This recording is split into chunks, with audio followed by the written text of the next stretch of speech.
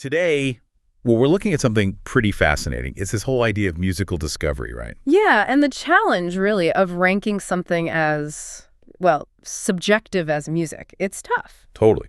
But imagine trying to actually find the best album of all time. I mean, where do you even start? Exactly. Well, one music fan, Greenster Rocks, he actually tried to tackle this. He set up this whole system, calls it an album quest. An album quest, right, like a framework for the impossible question. Basically, yeah, think of it like a musical World Cup. He took his albums, sorted them into groups of 4, Okay. listened to them, like, a lot, repeatedly, Yeah. and then ranked them 1 to 4. Ah, so forcing a direct comparison. Precisely. Only the top 2 from each group actually move on. The others Yeah. eliminated. It's pretty intense. It really is. And what's so interesting there is how it forces you to maybe reassess things. You know, that clash between just what you like, your personal taste, and maybe the quote-unquote quality of the music in a structured fight like that. So for this album quest deep dive, we're focusing on one particular bracket, Group 100. How did these albums stack up? In this group, Group 100, it was a real mix. You had ABA's More Gold. Okay, the compilation follow-up. Yep. Then 10,000 Maniacs MTV Unplugged. Ah, the acoustic set. Very different. Totally. Then switch gears completely. 50 Cent's Get Rich or Die Tryin'. Wow, okay.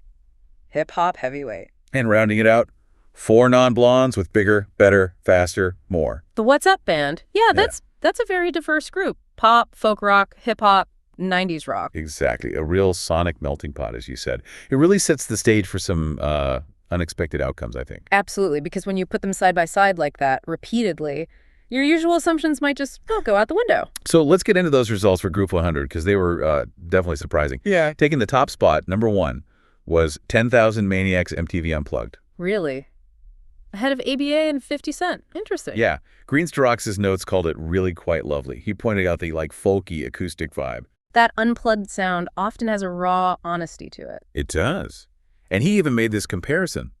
Said the singer reminded him a bit of Dolores from the Cranberries. Huh. Okay, I can kind of hear that. That sort of raw, emotional delivery, it clearly cut through in that comparison. It seems so. That stripped-down sound really resonated. Which is powerful, right?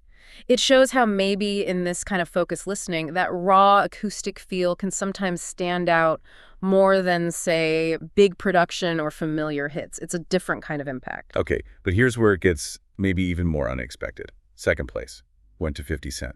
Get Rich or Die Tryin'. Wow. Okay, so 50 Cent beat out 4 non-blondes in ABA in this ranking. Yep. The notes highlighted its funky rap, the clinical production, and specifically called out the catchy rhymes. Ah, the production, that could be key. Very polished, very direct. And he even mentioned that line, it's your birthday, it's your birthday. Ah, yeah, memorable for sure. So maybe that strong, almost like surgical production and the sheer catchiness just grabbed the attention in this head-to-head format. Could be. It's designed to be immediate, right? Absolutely. It's a different kind of musical craft focused on impact, Right. Which clearly worked here. So that leaves third and fourth. Third place went to 4 non-blondes. Bigger, better, faster, more. The album with What's Going On. Okay, so they made the list but didn't advance. Right. And then coming in fourth, ABA's More Gold. Ouch. More gold in last place for this group. Yeah. Described simply as average in the notes, even though, obviously, the original Gold is iconic.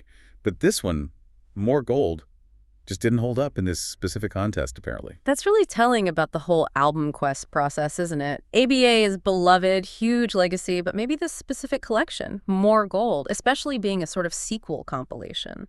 Perhaps it didn't feel as cohesive or essential when listened to so intensely against others. Maybe the individual tracks are strong, but as an album experience in this fight. Exactly. Compared to the distinct, focused sound of the 10,000 Maniacs acoustic set, or the really sharp, driving production of 50 Cent, maybe. More Gold felt a bit, less distinct. Or maybe just too familiar in a way that didn't feel fresh in the comparison. Yeah, familiarity could cut both ways, I suppose. It really makes you think, how does that over-familiarity play out when you're forced to rank things side by side? So wrapping this up, what does this specific result tell us about this kind of album quest?